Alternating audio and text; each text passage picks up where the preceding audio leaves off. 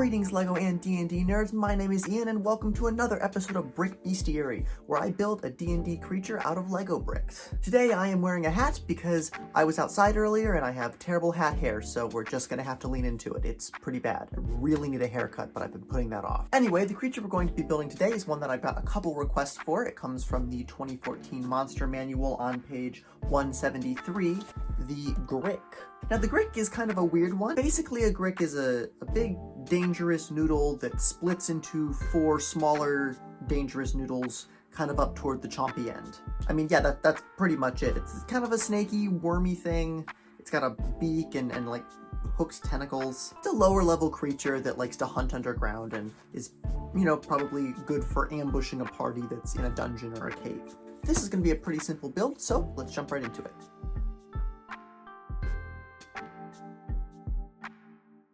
So there's not too many pieces to this guy because it's a fairly small build. Technically it's a size medium creature, although there is a Brick Alpha variant that is size large.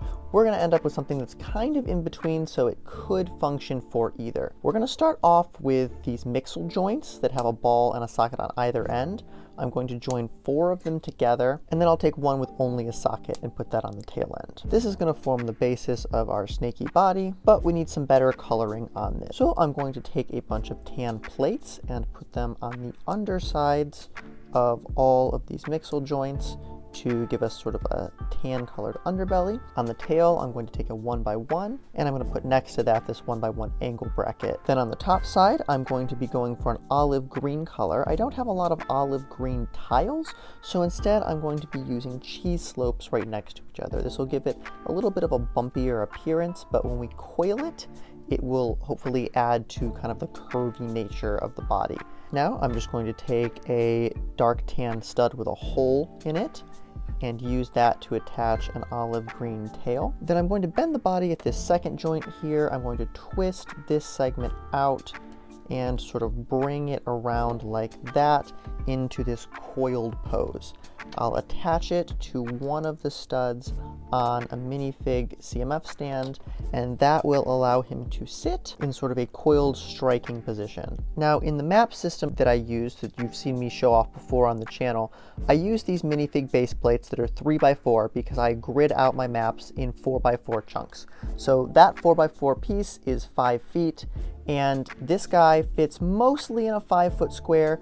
The tail overhangs a little bit, but that puts him kind of in between a size medium and a size large creature. So if you want to use the standard Grick, this guy is a little bit technically bigger than medium, but you can get away with it. And if you wanted to use a Grick Alpha, he's maybe a little bit small, but you could still use the stats just fine. Now, if you're looking to have both sizes in the same encounter, you might want to make a slightly larger body. You could get away with that simply by adding more body segments here, or even doubling them up so it's twice as wide, and then attaching them on the bottom with 2x2 tiles instead of 2x1s. Now for the head, we're going to take one of these little Technic pin pieces that has clips on all 4 sides, and that's going to be our base. I'm going to take another brown stud with a hole in it, and I'm going to insert that into the top of the pin, and then take one of these ball joints on a pin, and I'm going to push it not all the way into the hole. I'll just leave it about there, and then once I click it into place, I can tighten it down further. Now for the beak, I'm going to take these 2 tooth pieces that are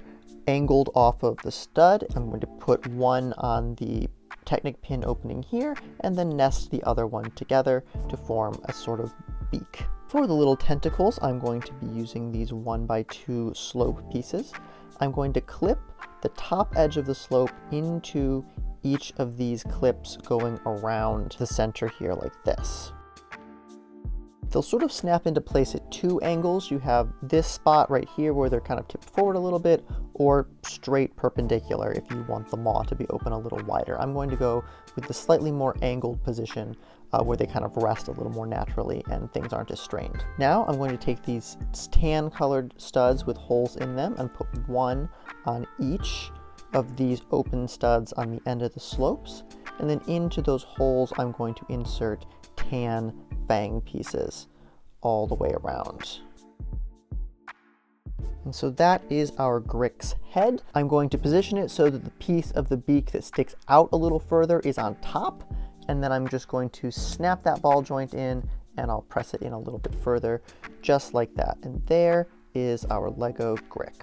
So there we have it. That is my take on a Lego Grick. Pretty simple little creature to throw together here. If you like this design, be sure to drop a like and let me know in the comments down below how you think he turned out, and also for the D&D creature you'd like to see me build out of Legos next.